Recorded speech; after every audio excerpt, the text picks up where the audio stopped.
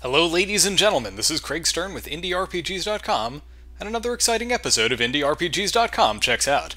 Today we're going to be having a look at The Age of Decadence by Iron Tower Studio. If you're not familiar with The Age of Decadence, you know the fall of the Roman Empire? It's kinda like that, but more fantasy-ish, with like demons and stuff. It's a pretty cool WRPG. It's been in development for, gosh, I'm not even sure how many years now, 4, 5, something like that. Vince Weller was good enough to send me a build to check out, and so now you are going to get a sneak peek at The Age of Decadence. This game is going to be coming out in something like 4 months-ish, so kind of first quarter 2015. I don't know about you, I'm pretty excited. Let's go ahead and start a game. Oh, look at this, we get to create a character. How exciting. So there are a number of things you can do. First of all, you can name yourself. Second of all, you can change your gender from male to female if that is how you want to roll. If you're male, you get to have a beard if you want. If you're female, you get to have a circlet. Yeah, that's pretty much the extent of that. This is kind of a neat thing that, as far as I know, is pretty much unique to Age of Decadence. You can select a background for your character. And this isn't like a race, this isn't like a class exactly. I mean, I guess it's a little bit like a class, but it's also, how should I put it? It has consequences for how the story goes, for what your character is kind of known as in the world, and it's pretty neat in practice. I'm a fan of it. I played as a grifter. I did like a live stream of this with the Indie Mega Booth a couple weeks ago, and I really enjoyed being a grifter.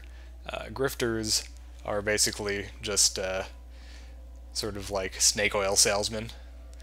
They're kind of sneaky bastards that go around and cheat people. Which, let me tell you, it's pretty fun.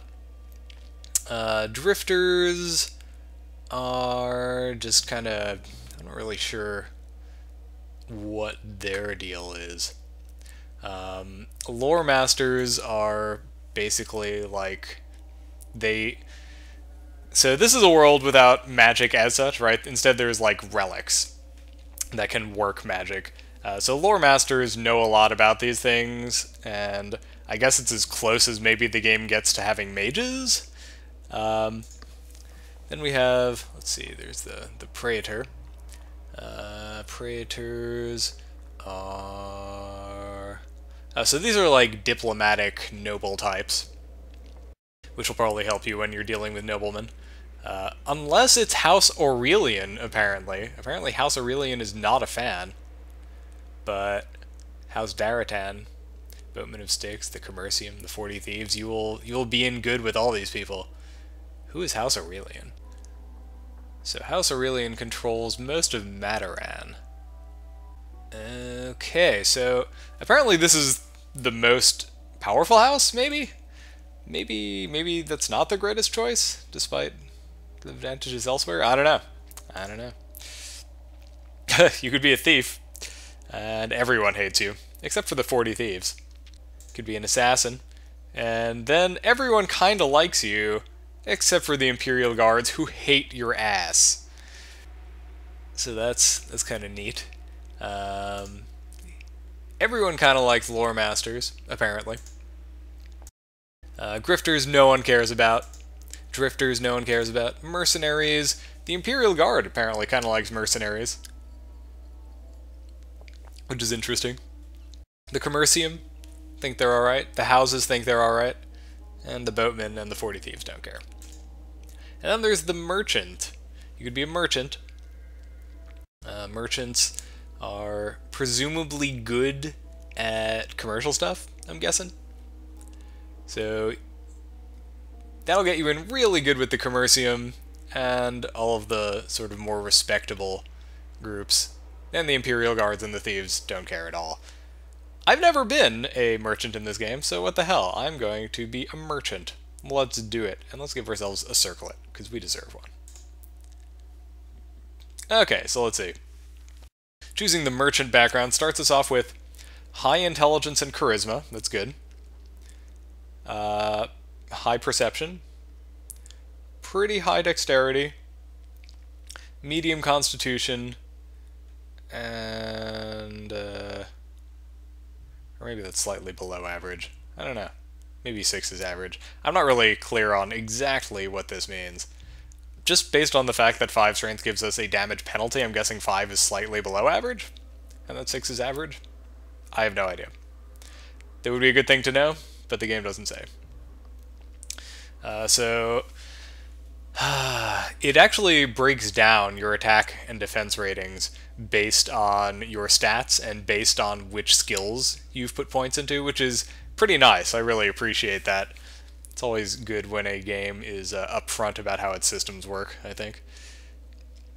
So, in theory, right, if we wanted to say improve our defense, we could, let's see, what do we have here?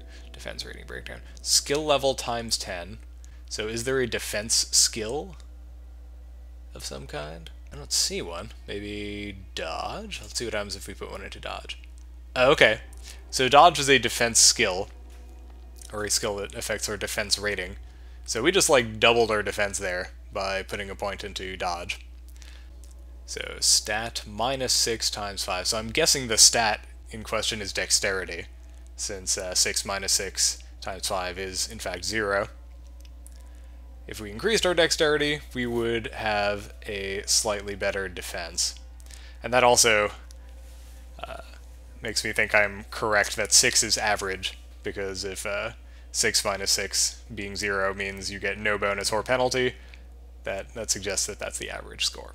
Good stuff. One thing I really like here, I mentioned this in the live stream, is this game separates combat skills from non-combat skills, and I really, really strongly approve of that.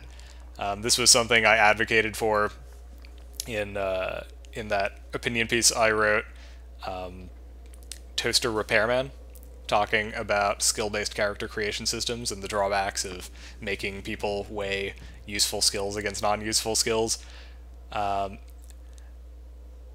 Putting combat skills in its own thing means you're never going to be screwed if you put a bunch of points into useless civil skills. So I very strongly approve of this. I think this is a very smart design move. So let's see here. We have a number of melee abilities.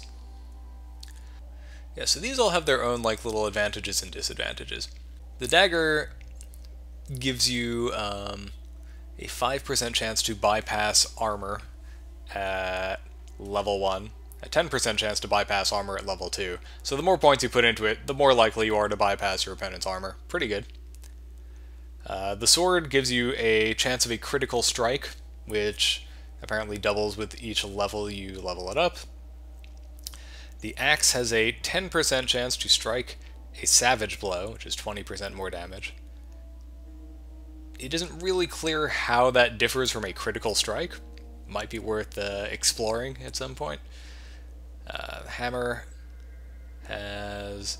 Oh, so that decreases an opponent's armor's damage resistance by 5%. And it's not clear if that's cumulative or just like a generalized thing that just happens when you happen to be using a hammer. Let's see, the spear has a 20% chance to interrupt an opponent's attempt to get within melee range. That's pretty handy. I like that. The bow has a 3% chance of a critical strike, or sorry, 3% higher chance of a critical strike at level 1. Crossbow, 1% chance to knock your opponent off his feet and send him flying. That's pretty cool. I like that. What shall we put our points into? As you can see, we already have a natural rating boost with these because of our perception. Right, we get a little 5-point perception bonus because these are ranged weapons.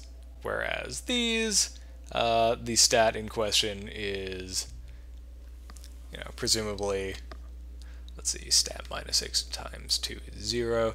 So presumably the stat in question with the spear is dexterity. The stat in question with the hammer, I'm gonna guess, is strength, and for that reason we have we have lower than normal ratings in axe and hammer. And sword, once again, it's 0, so I'm guessing that's also a dexterity one. So, since we don't really have above average dexterity, and since we have below average strength, it makes sense to kind of ignore the melee weapons with this character instead, and instead just kind of try to maximize our natural bonuses. So we're just going to get a pretty decent attack rating in crossbow. Not amazing, but pretty decent. And that'll just be our thing that we stick with. And hopefully we'll be okay with that. So now we have all these other skills, and these are the really cool ones. These are the ones that get me really excited about the game. Disguise. The art of creating a different persona by modifying manners and appearance. That's pretty handy. Etiquette. You can belch your own name and regularly demonstrate this talent in company. What happens if we put a point into it? You cover your mouth when you sneeze most of the time. What about with another point? Your habit of bathing more than once a month is considered rather decadent. Considering that we already have these bonuses with the sort of haughty, higher crust factions, it seems like etiquette is a good thing to put points into, since we can that way hopefully maximize our stature there. So let's put some more points into persuasion. You're able to communicate with other primates. You've discovered the primates respond better to well-chosen words.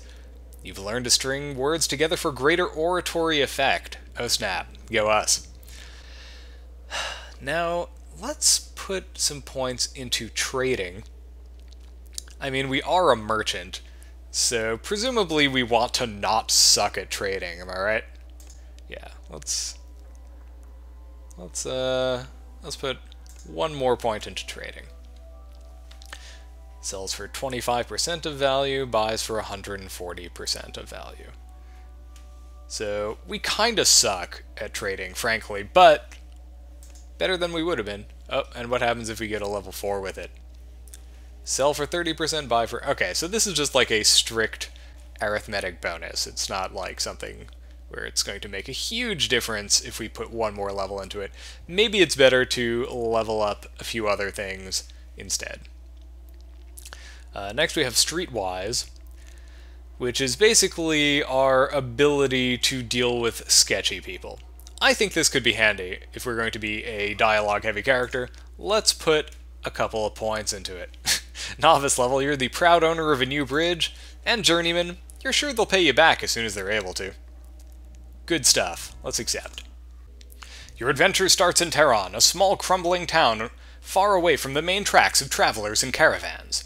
It's been dying for the last 100 years or so, kept alive only by the combined efforts of its inhabitants. Broken stonework has been replaced by makeshift wooden construction, creating the impression that a new town is slowly emerging from the ruins of the old one. Much like Terron, the noble house controlling the town has seen better days. Before the war that toppled the Empire and the devastation that ensued, House Daraton was one of the most powerful houses. But that was then, and times have changed.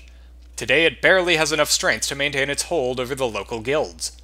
You make a living working for Linus, the head of the Commercium. Growing up in Terron, you often passed by the trading plaza where you'd see the Merchants Guild, the only building that wasn't falling apart, but stood proudly, displaying the power and confidence of its masters. From the first time you laid eyes on it, you knew that was where you wanted to be. The Commercium isn't as old as the other guilds. It doesn't boast of an impressive lineage, but then again, it doesn't need to. It was an upstart, a new player that managed to do well when everything else was struggling to make ends meet. In a few decades, a small but ambitious and ruthless trading company eliminated or absorbed everyone else in the trading game, becoming one of the most powerful guilds in the region. Well, good for them. I'm going to check on something real fast, because I'm not hearing any audio. Very strange. I wonder why I'm not hearing anything. Oh, there we go.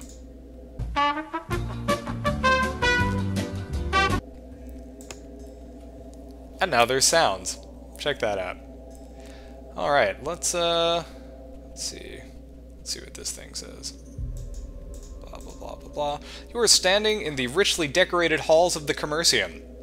Everywhere you look, you see signs of wealth. From the silk and gold woven tapestries lining the walls to the gilded vases and intricately carved stonework. If money is power, then the interiors are designed to convey the message that the Commercium is a very powerful guild. Seems legit. Linus is waiting inside. Oh snap. Well, let's not keep Linus waiting then.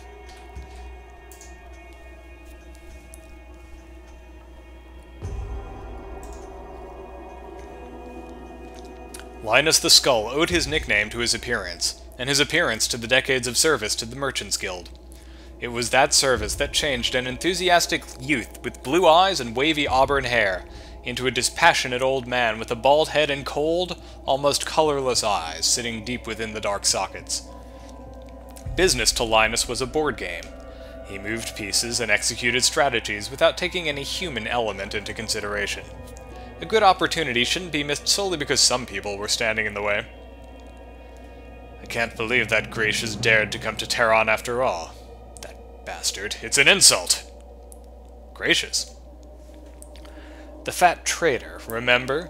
We caught him peddling his wares in Terron 6 months ago and threw him out. Well, he's back in town again. Talk to Nelios, the guild master of the assassins. Ask him to take care of the problem for us. Here's the money, along with a little extra for you. Make sure he tells Gracious that we wish to remind him that the fast bastard is still not welcome in this town, before they cut his throat, or however it is that they kill people. So, I'm just gonna assume that I am not really a huge proponent of free market capitalism in this game, where I care about things like competition and people being able to, you know, trade in the same town as people who want to compete with them. Not my problem. What about the laws? Am I a law-abiding person? Well, no, probably not. I'm a huge capitalist, after all. Just not one who believes in the free market. I'll talk to Nelios. And when I say me, I, of course, mean my character here. In the halcyon days of the Empire, the Emperor commanded his own guard. Apart from their regular duties of protection for the Emperor, they were trained as experts in infiltration and assassination. Many political and military opponents would meet with unexplainable misfortune or death in the rapture of night, ensuring the long-standing stability of the Empire. After the fall, without a master to serve, the Guard disbanded into the chaos of the fallen Empire. Once outside, they found that even as the world lay in ruins, their peacekeeping services were in great demand. An assassin's order was established that later bore the proud name of the regiment, the Boatmen of Styx. Oh, okay. It's really funny. Every time I saw the name of that faction, I was like, you know, it's really strange that there is such a strong maritime faction in the world of Age of Decadence, but now that I think about it, the Boatmen of Styx is actually a pretty apt name for an order of assassins, so well done on that, Iron Tower. You enter the Boatmen of Styx Guild. The business-like nature of the establishment is very clear. The hall is lacking any decoration or flamboyance, and the patrons are mostly silent. There are no guards anywhere in the room. Let's talk to Nelios. Nelios, the guildmaster of Terron's assassins, always smiled. He smiled when he talked to people, as if he were just told a good joke, and he smiled when he had to kill, which, in his mind, was a joke life played on his victims. Since the dead are good at keeping secrets, few people thought of Nelios as an assassin, and the general consensus was that Nelios was strictly an administrator of the guild, rather than someone who killed for a living. Greetings, Juno! Who crossed your guild this time? Yeah, okay. How friggin' naive is my character? We're going with option 2. Gracious, the traitor. I've heard of him. 200 Imperials, and he will bother you no more. 200 Imperials? What are you gonna do, kill him twice? Nelios chuckles. I've never seen a merchant who wouldn't try to knock the price down. Then again, I've never seen a merchant who could actually kill someone. So the price stays. If you want Gracious dead, pay 200 Imperials. If you don't want him dead, go back to Linus and tell him you've changed your mind. Come to think about it, maybe we should reconsider. After all, I'm sure that it's cheaper to convince Gracious to fall in line. You'll make a fine merchant one day, Mistress Juno. 150 Imperials. Let's pay him 150 Imperials. Before I forget, tell Gracious that we wish to remind him that he's still not welcome in this town. Not a problem. Will there be anything else today, Mistress Juno? Pleasure doing business. We're gonna go rest and see Linus in the morning. Ah, Juno. Good job. Gracious won't trouble us again. As they say, death solves all problems. No man, no problem. Linus laughs good-naturedly. By the way, this is for you. He hands us a scroll. It looks like a map. That's the real reason why Gracious is dead. This old map made him bold and greedy. Made him think he can return and buy favors with it. I thought you would appreciate the irony. Show the map to Fang. I'd like to know what it is. Oh, interesting. So I'm not gonna spoil anything, but on a previous playthrough, when I played as a grifter, I got a totally different perspective on this exact same factual situation. That's pretty cool. I really like what Iron Tower is doing with this game. It's taking them forever because they have to handcraft everything, but let's go pay Fang a visit. You see a signpost that says, "Don't sell priceless artifacts for nothing. Come and see Fang first." Maybe you should pay Fang a visit about the map. OMG. Alright, let's do it. Why not?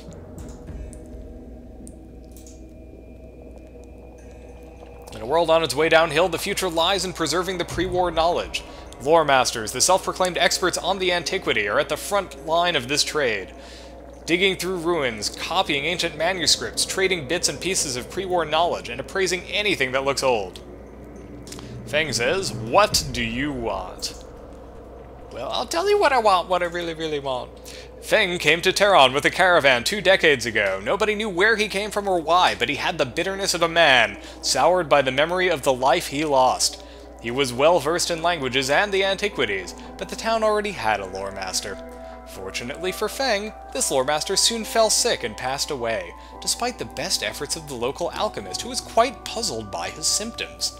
Shortly thereafter, Fang became the new lore master and even earned the favor of Lord Antidus after discovering a number of Daraton relics. Oh, Fang totally poisoned that guy.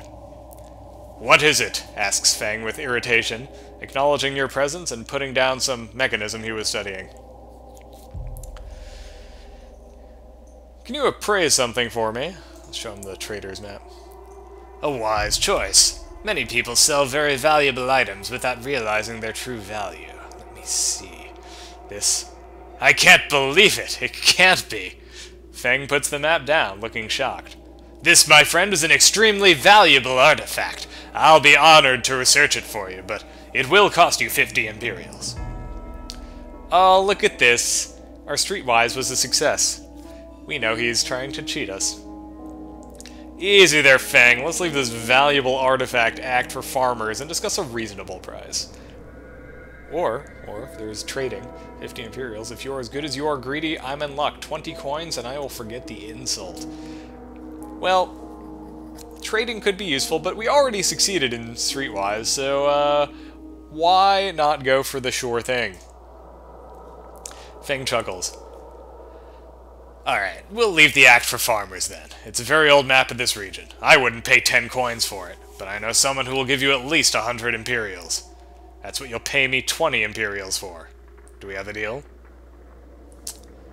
Here's the money. What else can you tell me about this map?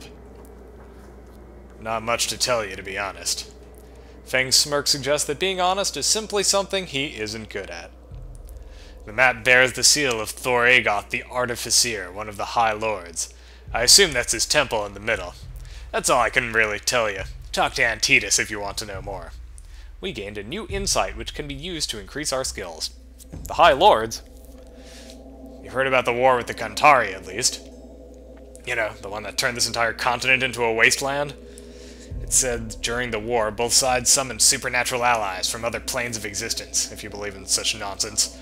Many lore masters will tell you the Kantari summoned demons from the fiery pits of the underworld, while we, of course, summoned gods from some heavenly abode. But the truth is that nobody knows what really happened.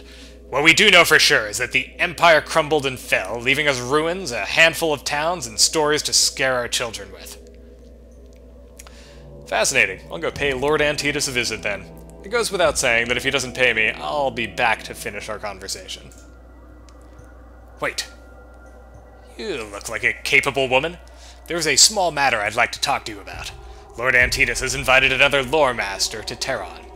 Needless to say, I don't share his opinion that two heads are better than one, and I'll be very grateful if you can find a way to get rid of the new lore master.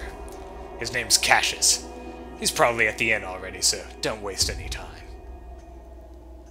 How grateful are we talking about? 50 Imperials. I wonder what you'll do once the new lore master settles in.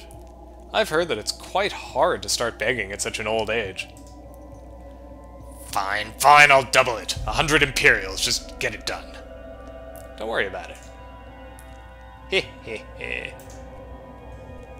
I like being a traitor. That's kind of fun. Alright, let's, is this the character screen? No, that's the map. Where's my character screen? It's inventory. Oh, there it is. There's the character screen. So, as you can see, we've been racking up skill points from all that stuff we've been doing. And, that means we can continue to improve ourselves. What's this? We are an agent. Okay, I don't know what that actually means. But that's the thing, we are an agent. Anyway, we have 19 skill points to spend here. We could increase trading by 1 level. We could do the same for streetwise, persuasion, or etiquette. Or we could put a couple of levels into disguise, traps, steal, sneak, lockpick, alchemy, crafting, or maybe some lore. Lore would be kind of handy, right? I don't even know, you guys. I have no idea.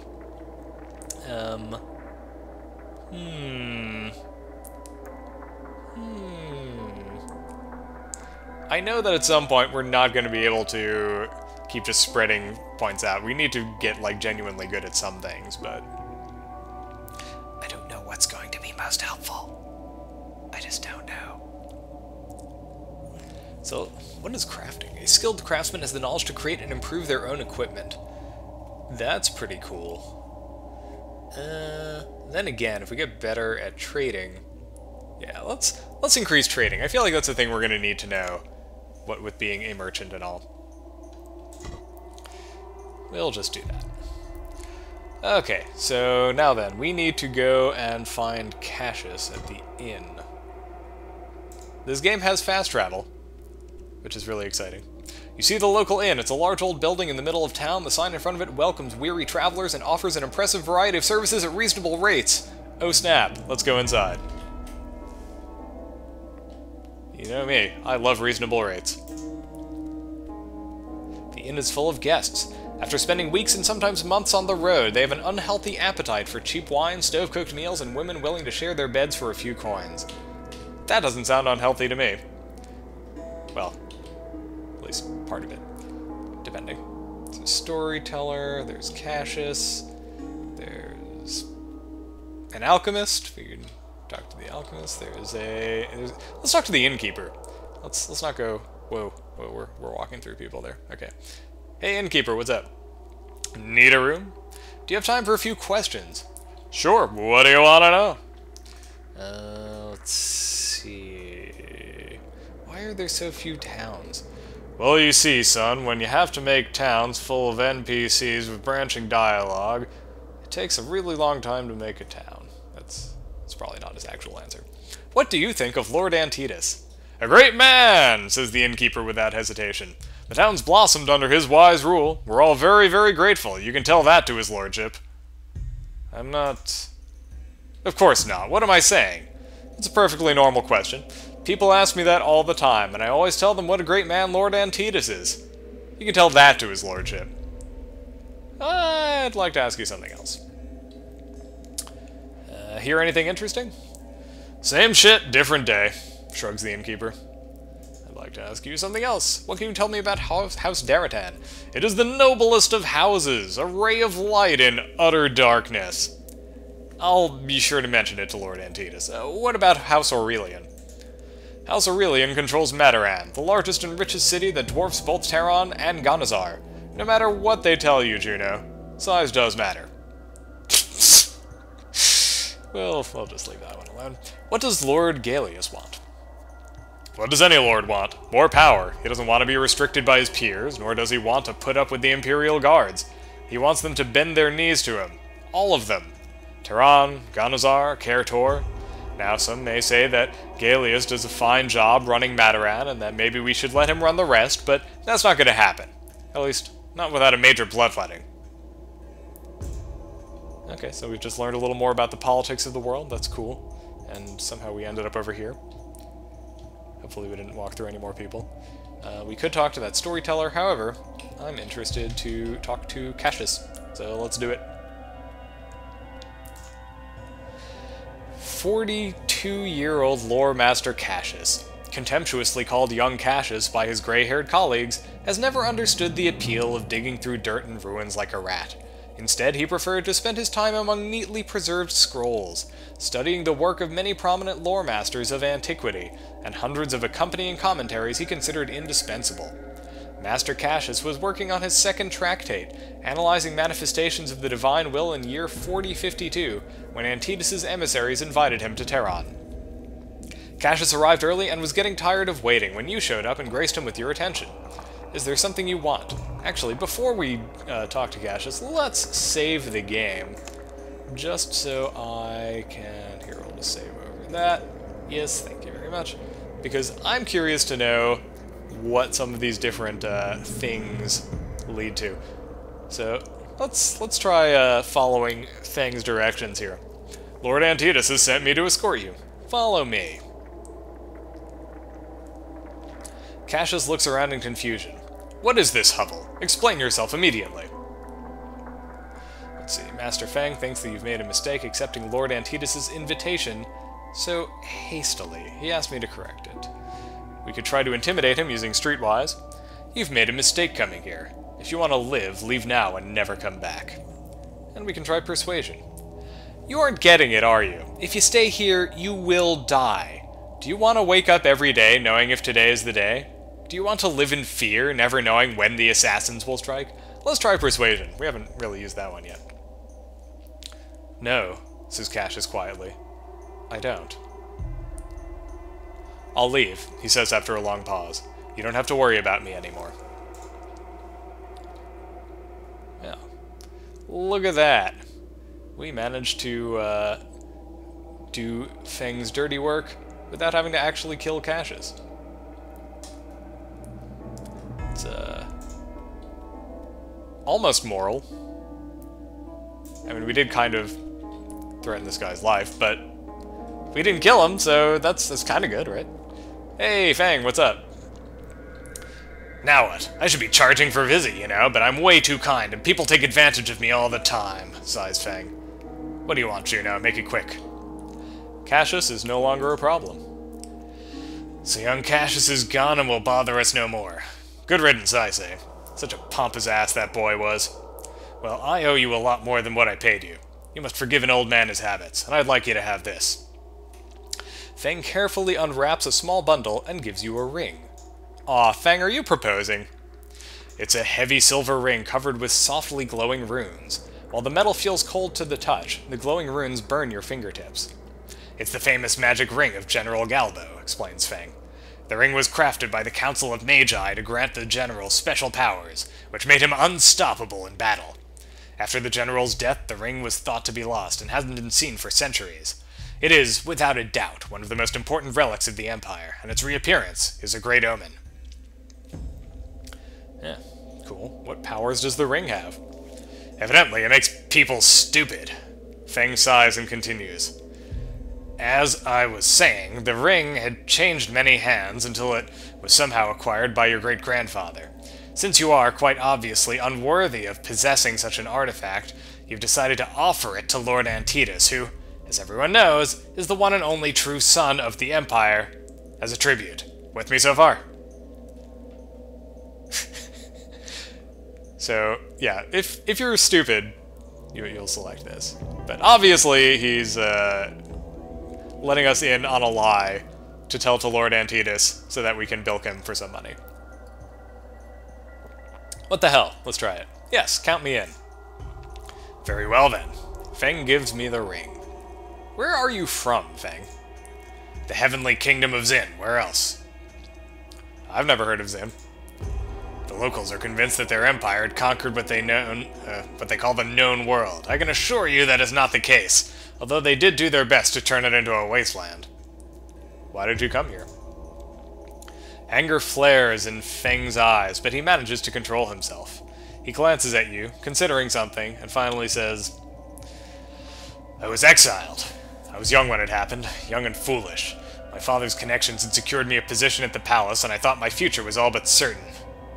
Nothing is ever certain in Zin. Zin is civilized. They don't embarrass the old families by killing their offspring or sending them to rotten dungeons. They send them away for their missteps. He looks away for a moment. I was given the title of court cartographer and told to depart without delay. The maps had to be verified and updated, a task of great importance that was given the highest priority overnight. What happened next? Next, I was given 3 men marked for death to accompany me on my journey. They robbed me and ran away a few days after we left Jin. It took me over a year to reach Mataran. The journey had been most enlightening. Our philosophers teach us that men are inherently and fundamentally evil, but can be guided toward goodness with strict laws. I was skeptical when I first heard it, but my journey made me a believer. It showed me life for what it was, a daily struggle to survive. We cling to our lives from the day we're born for as long as we can. No cost is too great if it buys you yet another day. Do we really want to try to convince him there's more to life than that? Yeah, sure. Let's see what happens. Is there? And how would you know that, Mistress Juno? It has to be. Because we are not animals, our thoughts, our minds are capable of so much more. The men who built the Empire were different. They did something with it. Okay, that last one is stupid. We're going to say number 2. Because we are not animals, our thoughts, our minds are capable of so much more. Indeed. Animals aren't sophisticated enough to kill for sport, to enslave, to torture, to pillage and plunder. We should be proud to call ourselves civilized, should we not, Mistress Juno? Hey, I'll have you know that chimpanzees totally do that shit. Do we really want to say the men who built the Empire were different? Nah, that's too friggin' naive. Our character wouldn't say that. So, how'd you end up here? My master was killed, and I had to leave everything again. This time I didn't waste any time, though. The memories conjure a thin smile on Feng's lips. I think I've heard a story about the previous lore master getting miraculously sick and dying within days of your arrival. Most unfortunate. Who was your master in Mataran? Master Anarion. He was a foreigner, like me. He took me in, taught me how to work with artifacts, how to read people. He had a nose for artifacts. It's like he knew where to look. He even dared to venture inside the Abyss. That's why he got killed. See, the Abyss always claims its victim, one way or another. The Abyss. You never heard of the Abyss? They say that during the war, the Kantari Magi had cast a spell so horrible it took a bite out of the city, vaporizing an entire district. You can still see the crater and the ruins, but if you get close enough, the magic will turn your guts inside out. They say the very laws of nature have been twisted, which is why nothing grows or lives there. Then how did Anarion do it? He wasn't the only one. Many people made a living scavenging minor oddities and artifacts. It makes you sick, but if you don't go too far, you'll be okay. Anarion managed to go farther than anyone else. Made good coin selling what he'd found there, too. Why was he killed, then? Rumors told of a map in his possession. I guess someone wanted it bad enough. Only they didn't find it there, so they came after me instead. I left Mataran that very night. So you've never found the map either? I've never had any desire to go back, just like I've never had any desire to go back into the Abyss, with or without the map. After so many years, I wouldn't even know where to look. Anarion told me before he died that his name was the key, but the key to what? His name? Anarion? As I said, he was a foreigner. His real name was Einar. Is there anything you can teach me, Master Feng? Well, you did help me. I'm not sure I can teach you lore, it's too complicated a subject, but I can certainly broaden your horizons when it comes to dealing with people. Listen closely. Feng spent some time teaching you how to read people, figure out what they want, and influence their decisions. Sweet. Streetwise has increased. Oh, nice. So now we have Streetwise at level 4. Go us.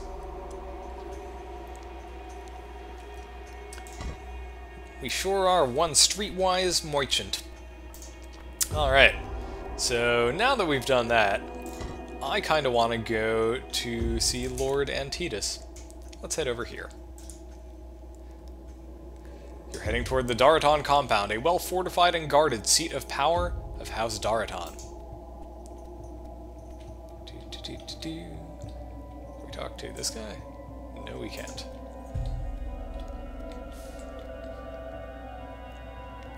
Juno, Lord Antidus is expecting you.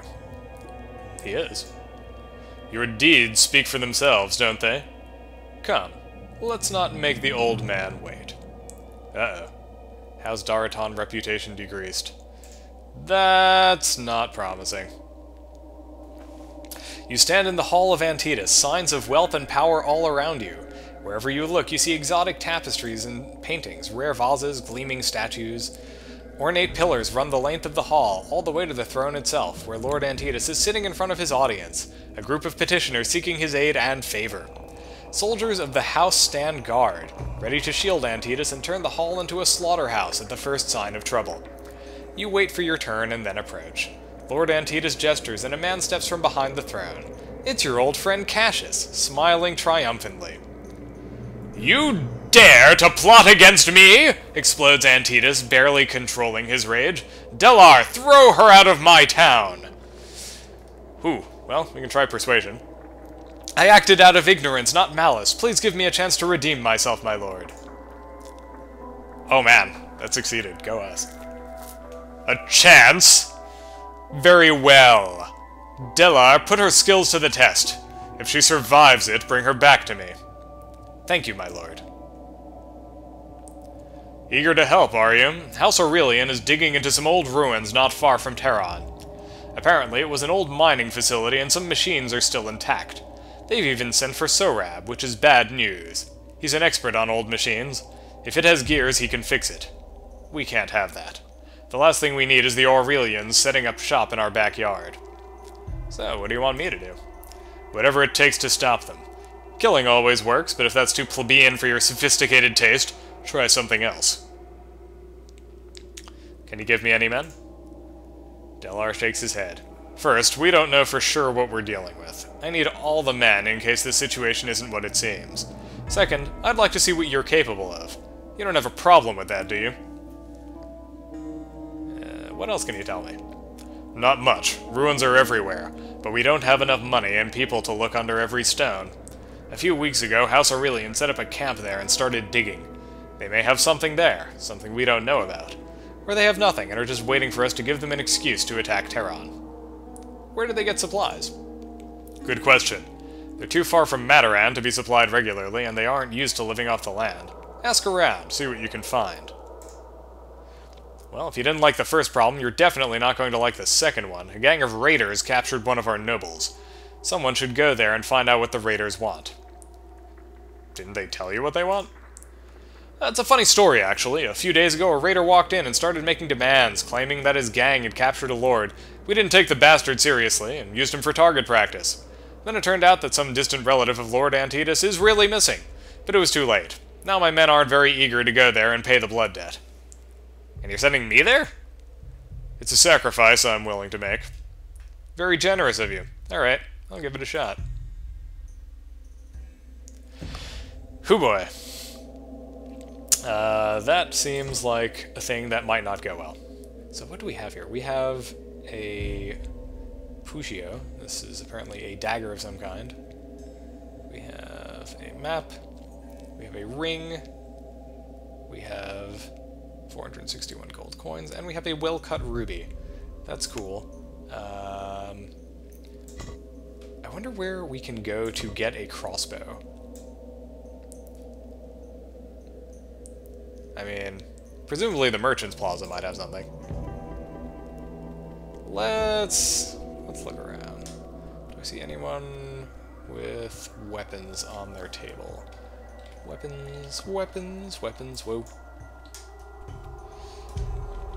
Chill out, camera. You're going crazy there. Okay, I don't think they have individualized graphics for their stalls. We'll just talk to them. Fresh bread. Salt-cured meat of the most exotic varieties. Blood, sausages, garum. Yeah, no, go away. Actually, wait a minute. That is someone we can talk to. Do you know anyone who's been buying supplies on a regular basis lately? Enough to feed a camp full of soldiers. Rascos has been buying a lot lately. Way too much for shantytown trash. If I knew it was important, I would have let Master Linus know right away. Rascos, huh? Who is Rascos? I don't know. I guess we're gonna find out. Let's see if this guy has any weapons. Exotic dyes and embroideries. Where can I buy some weapons? There we go. There's a stall inside the guild. Iron and steel shouldn't be exposed to the elements outside. We have a blacksmith in Terron, but our goods are far superior, of course. Well, we're going to have to take a little trip inside the guild, aren't we, folks?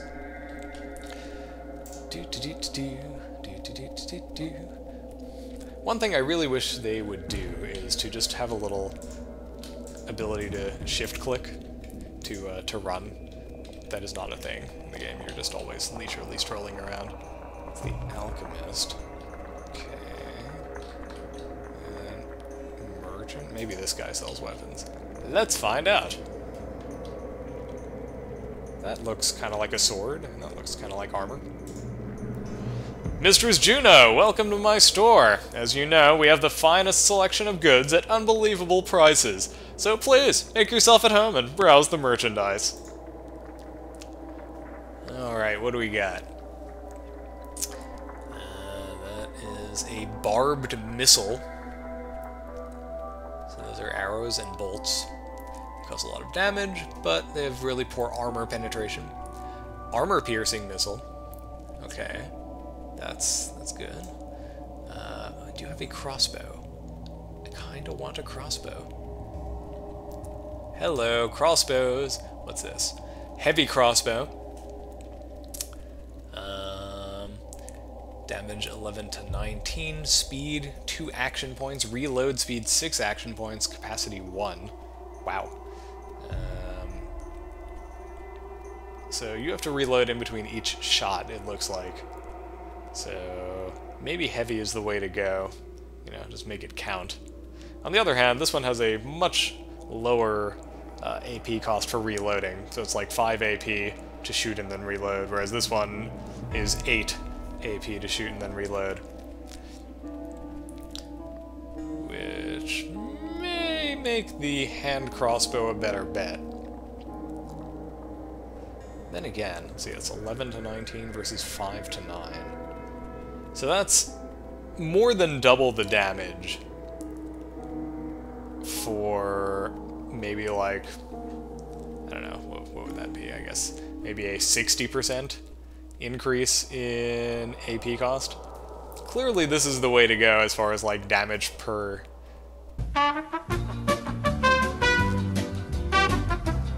Alright. Thank you for your services, sir.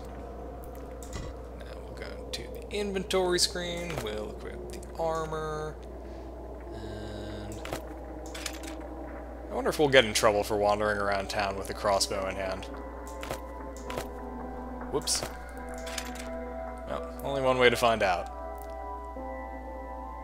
I don't think we have to do anything with this. I think maybe it's just we can reload automatically.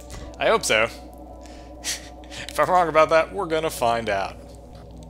Oh, look at that. We're just strolling around with a crossbow in hand. So where is this Roscus fellow? That's what I want to know. Roscus. Roscus. There's a plaza guard. There's a merchant. And there's a customer. And there's a merchant. And there's a merchant. Yeah, I have no idea where Roscus is. Anyway, I'm actually kind of surprised that we straight up survived that little meeting with Lord Antidus, because Lord Antidus will absolutely have you thrown in the torture chamber to die if you get on his bad side and cannot talk your way out of it. Luckily, Juno is the smoothest merchant around, so we were able to not die. Go us. Anyway, folks, we're only barely scratching the surface of Age of Decadence here, but we're already out of time, because this is a very long, rich game meant to be played over a long amount of time. And hopefully, though, we covered enough to kind of give you a sense of how this game works, even though we didn't actually get a chance to do any combat in this video. There is actually, I believe, a combat demo that's been available online for this game for a really long time, so you can totally check that out if you're curious to get a very harsh introduction to how battling happens in this game. It is turn-based, and it is action point-based, I can tell you that much. And it's pretty good from what I hear. Anyway, folks, we're out of time. Thanks so much for watching IndieRPGs.com checks out, and for hanging out with me as I check out Age of Decadence. As I mentioned, this game's coming out in early 2015, and keep an eye on IndieRPGs.com, because we will be announcing it as soon as it's out. In the meantime, if you like this video, please click the little like button and subscribe. You know I love it when you watch my videos, and I would love it if you stuck around and kept watching more as I continue to make them. I'll see you guys next time. How can I show you I'm glad I got to know?